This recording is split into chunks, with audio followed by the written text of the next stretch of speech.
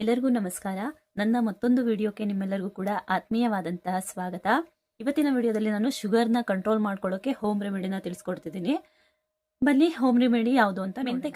ಮೆಂತೆಕಾಳು ಎಲ್ಲರ ಮನೇಲೂ ಕೂಡ ಈ ಮೆಂತೆಕಾಳು ಇರುತ್ತೆ. ಈ ಮೆಂತೆಕಾಳನ್ನ ಚೆನ್ನಾಗಿ ತೊಳೆದು ಗಾಳಿಗೆ ಒಣಸಿ ಅದನ್ನ ಪುಡಿ ಮಾಡಿ 1 ಕಪ್ ಕಾದಾರಿಸಿದ ನೀರಿನ ಜೊತೆಗೆ 1 ಚಮಚ ಮೆಂತೆ ಕಾಳಿನ ಪುಡಿನ ಸೇರಿಸಿ ನೀವು ಪ್ರತಿದಿನ ಬೆಳಗ್ಗೆ ಖಾಲಿ ಹೊಟ್ಟೆಯಲ್ಲಿ ಸೇವಿಸ್ತಾ ಬಂದ್ರೆ ನಿಮ್ಮ ಶುಗರ್ ಕಂಟ್ರೋಲಲ್ಲಿ ಇರುತ್ತೆ.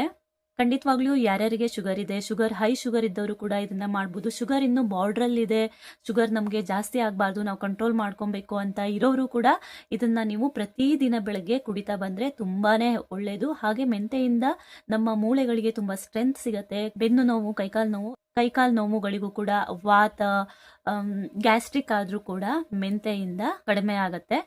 ಐ ಹೋಪ್ ಈ ವಿಡಿಯೋ ಕೂಡ ನಿಮಗೆ ಇಷ್ಟ ಆಗಿದೆ ಅಂತ ಅನ್ಕೊಂತೀನಿ. ಇದೇ ರೀತಿಯಾದಂತಹ ಮತ್ತೊಂದು ವಿಡಿಯೋದೊಂದಿಗೆ ನಿಮಗೆ ಸಿಗ್ತೀನಿ. ಅಲ್ಲಿ ತನಕ ಎಲ್ಲರೂ ಖುಷಿಯಾಗಿ ನಗ್ತಾ ಇರಿ. ನಮಸ್ಕಾರ.